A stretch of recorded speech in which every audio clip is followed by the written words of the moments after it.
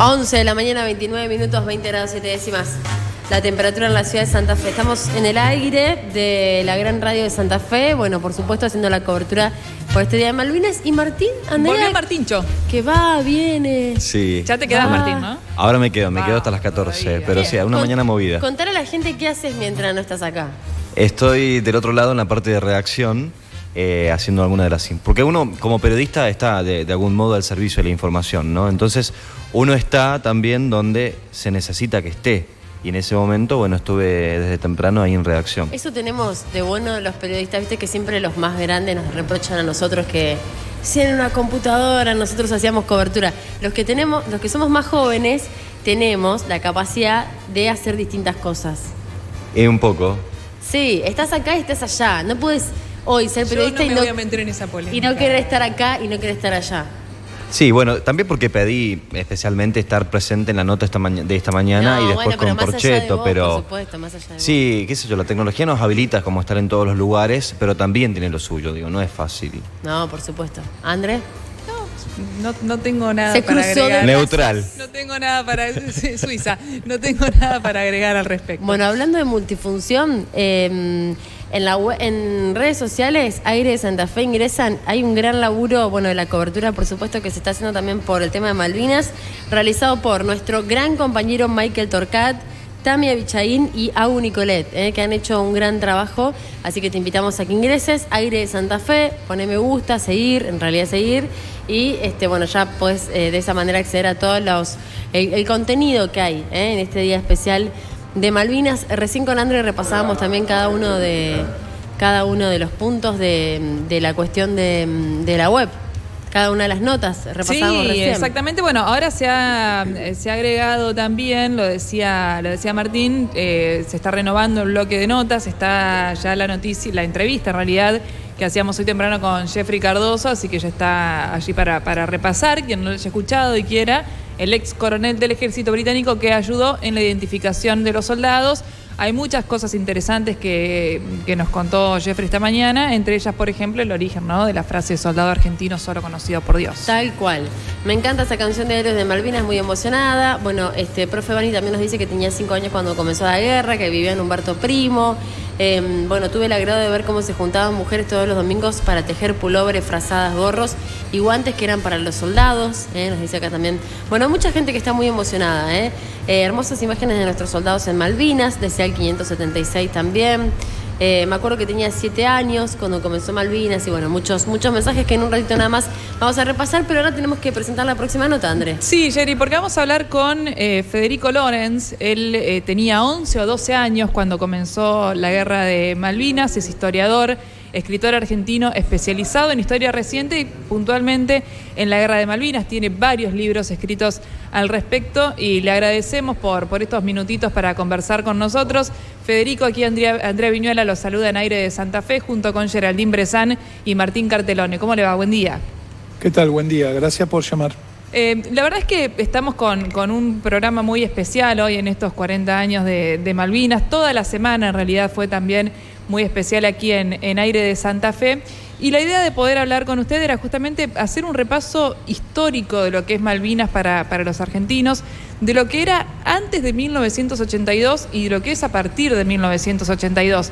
Pero para ir ordenando un poquito la charla, primero conocer a usted como escritor, como historiador, ¿por qué puntualmente se interesó en la situación de Malvinas, en la guerra de Malvinas, en ese hecho puntual? ¿Qué fue lo que le llamó la atención para dedicarse puntualmente a esto?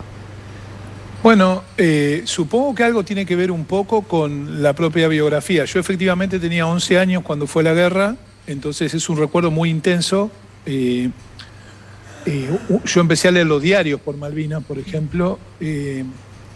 Viví en Buenos Aires, ahora vivo en el conurbano, pero bueno, siempre fui porteño, digamos. Y recuerdo eso, estar pendiente de las noticias, esto que ustedes estaban mencionando antes, la gran movilización social que hubo. Y cómo cuando la guerra terminó, de un momento para el otro, eso desapareció.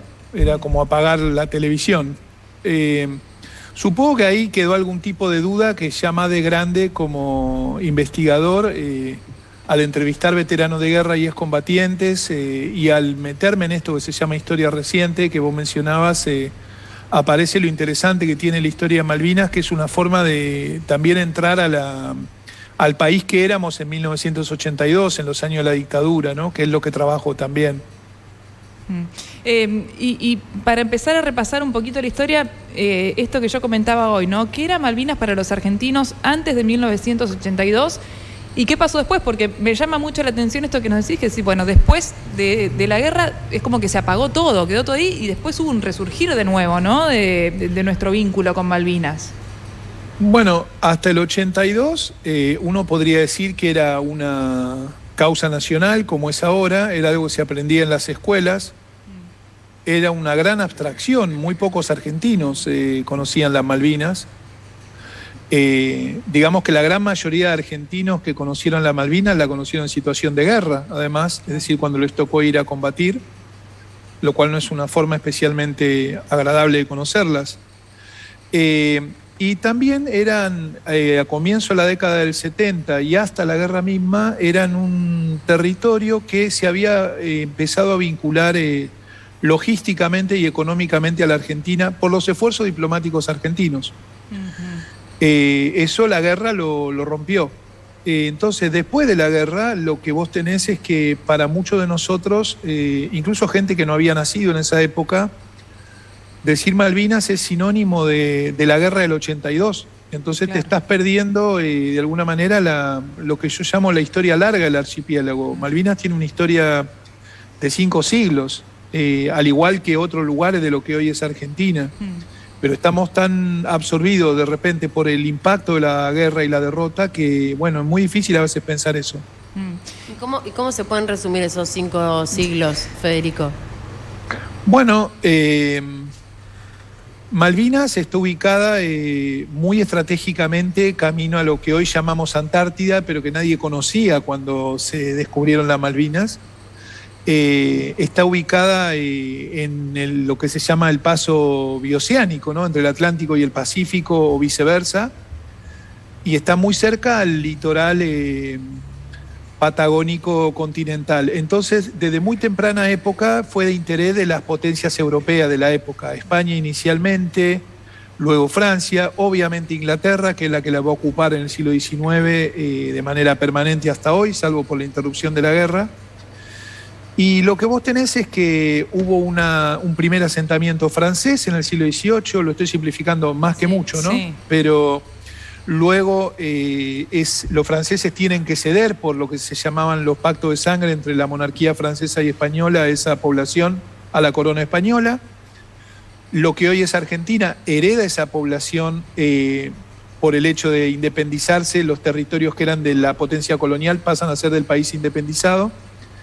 Pero en paralelo, los británicos en la isla Gran Malvina habían fundado un lugar llamado Puerto Egmont, del cual los españoles los expulsan, y es con ese argumento que los ingleses regresan a restablecer su derecho de su perspectiva en 1833. ¿Qué había en 1833 en Malvinas? Una colonia con un comandante político y militar, Louis Bernet, nombrado por el gobierno de Buenos Aires, que estaba a cargo de las relaciones exteriores. Estamos hablando de la época de la Confederación Argentina. Y desde entonces vos tenés, a partir de 1833, el permanente reclamo de los distintos gobiernos argentinos por la restitución del archipiélago y luego de la creación de las Naciones Unidas ya en el siglo XX, la convocatoria de Naciones Unidas a ambos países, Gran Bretaña y Argentina, a negociar. Claro, y vos nos decías recién, bueno, había contacto, había habido mucha actividad diplomática argentina, había habido contacto entre el gobierno argentino y las islas, hasta que esto se vio interrumpido con la guerra del 82. Había un avance entonces, no sé si en la recuperación, pero sí en establecer un vínculo que después se interrumpió y que al día de hoy no lo hemos podido recuperar todavía. Mirá, si uno lo piensa en el largo plazo, claro, ahora sabemos que estuvo la guerra, pero digamos que a mediados de la década del 70, las islas estaban más cerca de la Argentina. Era un trabajo de acumulación, mandar maestras de castellano, mandar empresas estatales a argentinas a instalarse allá. no sé, que los isleños tuvieran gas natural porque se los ponía gas del Estado, empresa que ya no existe, que tuvieran estaciones de combustible, YPF existe todavía. Los vuelos eran de una empresa estatal, la ADE.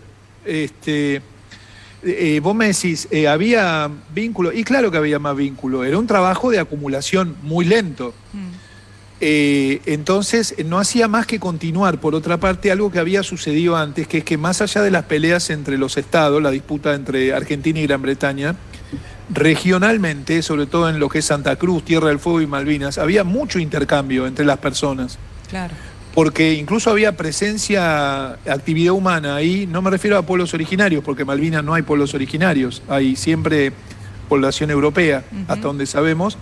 Sí había mucho intercambio económico entre el continente y Malvinas, como se dice, al punto tal que, por ejemplo, Ushuaia, la Ushuaia Blanca, porque existía un asentamiento aborigen, la fundaron isleños que salieron de Malvinas. Vos fíjate qué interesante, la capital desde el punto de vista argentino de Malvinas, que es Ushuaia, porque es parte de la provincia de Tierra del Fuego, la funda gente que salió de Malvinas. Entonces ahí tenés un brete, ¿no? Claro. Pero es interesante. Sí, y pienso con esto que estamos conversando, quién sabe cómo sería hoy el vínculo con Malvinas si no se hubiera desatado el conflicto bélico del 82.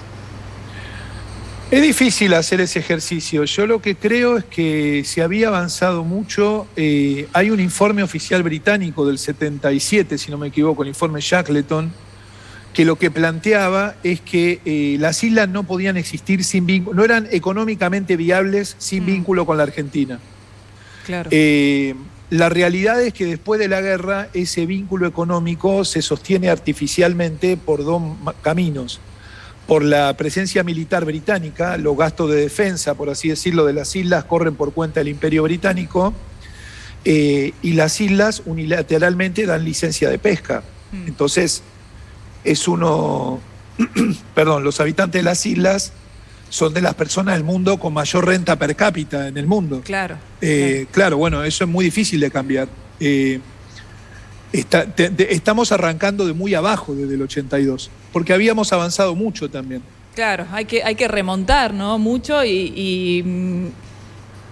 con una guerra de por medio. Claro, con todo lo que se pierde, ¿no? A través de una guerra, en relaciones interpersonales, en relaciones diplomáticas, bueno, ni hablar en cuestiones tal vez comerciales, hay que remontar todo eso y no sé cuánto hemos podido remontar en estos 40 años. Tal vez no es lo mejor para decir un día como hoy, pero yo pienso que muy poco. Por supuesto que creo también, en mi trabajo yo trato de hacer eso, que si bien obviamente pensar Malvinas es pensar la guerra, el 2 de abril es el aniversario de los veteranos y los caídos en Malvinas. Sí. No es el día de cómo resolvemos la cuestión diplomática con Malvinas. El problema es que se mezclan ambas cosas. Ahí hay una primera cuestión. ¿Cómo es pensar sobre Malvinas y a imaginar estrategias en relación con Malvinas el resto del año, no el 2 de abril? ¿No? Eso es algo que nos cuesta bastante, no es una tara de los argentinos, quiero decir, las fechas tienden a condensar sentidos, parecería de Malvinas es nada más el 2 de abril. Y lo que a mí me parece es que si hago tanta referencia a los avances diplomáticos de la primera mitad del 70, tienen que ver con que es una apelación a largo plazo, y eso está muy lejos a lo mejor de la impaciencia de la vida de una persona. En un país 40 años es poco, pero en la vida de una persona que combatió en Malvinas, por ejemplo, o que perdió a su hijo en Malvinas, es su vida. Sí. Entonces, cómo junto ambas cosas es muchísimo. La verdad es que no era... Yo había pensado varias preguntas, ninguna era las que estábamos hablando hasta recién, y te agradezco, Federico, nos volviste a encauzar, ¿no? Decir, bueno, en realidad Malvinas es el 2 de abril es para conmemorar a quienes estuvieron allí, a quienes perdieron la vida, a quienes se arriesgaron la vida y pudieron volver, a sus familiares también, ¿no? Porque son situaciones que atraviesan a familias y a generaciones. Y yo no sé hasta qué punto, porque es cierto, Malvinas Argentinas y los héroes de Malvinas son frases muy lindas y que repetimos muchas veces, pero no sé hasta qué punto las tenemos hechas carne el resto del año como sociedad, en esa deuda que tenemos con los excombatientes de Malvinas. ¿Vos qué análisis haces en eso? Yo lo que creo es que no debe haber lugar del país donde no haya algún tipo de acción de homenaje y recuerdo hacia los veteranos de guerra y excombatientes. Eso lo creo, lo he podido ver. No conozco todos los lugares de la Argentina, pero por mi trabajo he podido viajar bastante. Tal es así que hasta en Malvinas hay un recuerdo permanente de los veteranos argentinos, de los soldados argentinos, que es el cementerio de guerra. Claro. ¿no? Hasta ese extremo, si vos querés. Ahora bien, es verdad que en los primeros años de la posguerra, socialmente, a nivel nacional, a nivel público, si querés, fuimos bastante ingratos, bastante indiferentes, tal vez más que ingratos. Pero así como digo esto, digo, el reconocimiento popular, no el reconocimiento estatal, afortunadamente le llegó bastante pronto. Sobre todo a pequeña escala, a escala local, a escala de pueblo, de ciudades. Lo que pasa es que en general también la forma en la que contamos la historia está muy teñida por cómo se cuenta en Buenos Aires, por los medios los medios más grandes. Entonces, yo puedo decir que los soldados volvieron a escondidas, y es cierto en muchos casos, pero ¿cómo explico entonces lo que sucedió en Madryn cuando volvieron los prisioneros? Que es que la gente rompió los cordones que habían puesto los militares y se llevó literalmente a los soldados a sus casas para recibirlos, ¿no? Es decir, que hubo mucha vuelta de Malvinas. Claro. A lo mejor el recuerdo permanente pasa por ser políticamente comprometidos con imaginarnos un país. ¿Qué quiero decir con esto? Que las personas que arriesgaron su vida en el 82 o que eventualmente la perdieron, lo hicieron movidos por una serie de ideas de país. Convencidos, algunos obligados porque estaban en servicio militar, pero la gran mayoría, me atrevo a decir, convencidos, habían aprendido que era lo que tenían que hacer. Entonces me parece la mayor forma de homenaje ver qué compromiso tenemos, no tanto con ellos solamente, sino con el país y con el futuro del país hoy. Que puede sonar una frase así rimbombante, pero bueno, creo que nos obliga a darle sentido a por qué ellos murieron o por qué ellos arriesgaron la vida. Sí, y hablando justamente de quienes fueron a Malvinas, vos decías, algunos obligados, otros tal vez, pero todos sabiendo lo que tenían que hacer. Hay algo muy particular que pasa con los soldados de Malvinas, y no sé si esto también será porque, esto lo voy a decir personalmente, lo que sabemos de Malvinas es, a quienes somos posteriores a 1982, es lo que nos enseñaron en la escuela, lo que vemos a través de los medios de comunicación, y uno después de esto se condice o puede no ser tal cual ocurrió, y está esta idea de que, bueno, los soldados que fueron eran los más jovencitos, chicos de 18, 19, 20 años, recién ingresados al servicio, chicos del interior del país, de provincias del noroeste. Esto efectivamente fue así, era, no quiero decir improvisado, pero era justamente, se seleccionaban estos soldados recién ingresados al servicio y a lo mejor de provincias más pobres, por decir de alguna manera, ¿no? A falta de un término mejor. No, es correcto. Lo que pasa es que no fue un criterio de selección. Tiene una explicación histórica esto. Cuando los militares planifican el desembarco en Malvinas, no esperaban una reacción británica. Entonces, cuando finalmente esta se produce, lo que hacen es aplicar prácticamente el plan de guerra que tenían en el caso de una guerra con Chile. Recordamos que en el 78 claro, casi vamos a la guerra con Chile.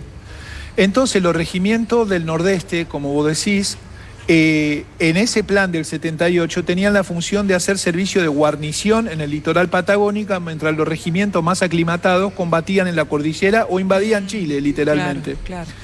Por eso muchos de esos regimientos del litoral van a Malvinas. Ese es un punto. El segundo punto es que a nadie le llamaba la atención antes de la guerra que los conscriptos fueran a combatir, porque era un deber cívico. A eso me refiero yo con obligados. Te agradezco porque puedo ser más preciso. A nadie lo llevaron a la fuerza. Pasa que podía ser un desertor si no se presentaba, es decir, había un marco legal. Entonces, me parece que el punto es que, en todo caso, nos tenemos que preguntar por qué a nadie le llamó la atención antes, y esto tiene que ver con el servicio militar obligatorio, que llevaba décadas en la Argentina, pero sí le llamó la atención después, cuando perdimos. Es decir, si hubiéramos ganado, pero es historia contrafáctica, a nadie le hubiera importado que éramos jóvenes. Que eran jóvenes, perdón. Sí. Sí.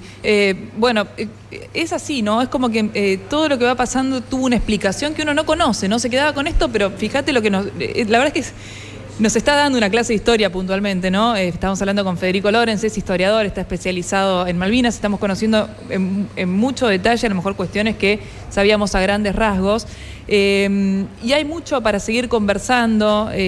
Puntualmente, bueno, lo estábamos repasando de por qué fueron quienes fueron a Malvinas. Y ahora a mí me interesa ir al origen del conflicto. Decías, bueno, no se esperaba una invasión o que se responda a esta ofensiva. Está este conocimiento de que hubo dos obreros de una empresa metalúrgica, si no me equivoco, que izaron una bandera en Malvinas. Esto se entendió como una provocación por parte del gobierno británico. Los llevan detenidos y esto genera el conflicto. Parece casi que surgió de casualidad. ¿Esto fue tan así? No, no es tan así. La decisión de desembarcar en Malvinas estaba desde finales del 81 en la Junta Militar. Ahora, lo que se supone es que el incidente en las Islas Georgias, que es el que vos estás mencionando, que es fin de marzo del 82, el desembarco argentino es el 2 de abril, fue algo que impulsó la Armada dentro de lo que era la Junta por la duda que Galtieri no cumpliera con su promesa que le había hecho a Anaya, el jefe de la Marina, de hacer el desembarco. Y sí, no se esperaba una respuesta británica porque lo que pensaban era producir un hecho de fuerza, es decir, izar la bandera argentina en Malvinas y que eso obligara a Gran Bretaña a negociar, lo cual habla de la burbuja en la cual vivía la dirigencia argentina en esa época, tanto la Junta Militar como sus asesores políticos, porque la verdad es que era no saber nada de historia y desconocer el contexto internacional, es decir, desconocer que había un contexto de Guerra Fría y pensar que una potencia imperial como Gran Bretaña iba a tolerar ese tipo de ofensa, por así decirlo, en no saber nada. Claro. Pero bueno, eso éramos nosotros también en 1982. Y digo nosotros, porque si bien era una dictadura militar, hay distintos niveles de responsabilidad social. Por eso también nombré asesores civiles. Sí. Porque esto no es para exculpar a los militares, todo lo contrario, pero hay que entender que justamente uno de los problemas o la dificultad que tenemos con Malvinas es que nos lleva a preguntarnos sobre nuestras distintas responsabilidades en esa época. Y obviamente no es lo mismo Galtieri que yo, que tenía 11 años y mandaba cartas, pero todos vivimos en esa época. Sí, sí. Entonces, creo que eso es lo que incomoda también. Sí, y esa idea, esa intención de ocupar Malvinas ya de fines del 81, que se concreta después con este incidente en el 82, fue justamente por esto que se dice, ¿no? Para un intento del gobierno militar de esa época de elevar la imagen, de mejorar su imagen con la sociedad, ya viendo lo que estaba ocurriendo. ¿Fue eso? ¿Fue como se dice un manotazo ahogado?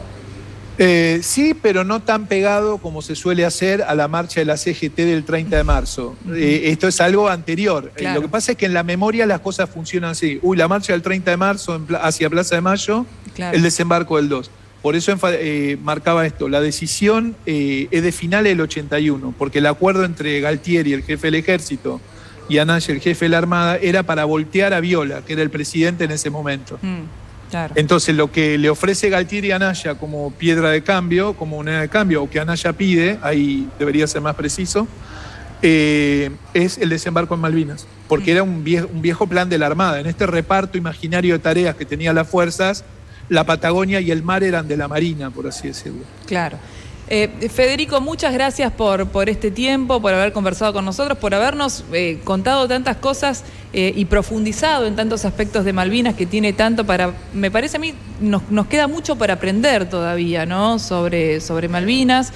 Está lo que conocemos como sociedad, como argentinos, y están todas estas cuestiones que nos atraviesan en tantos aspectos sociales, económicos, políticos, históricos, como lo que estábamos comentando recién.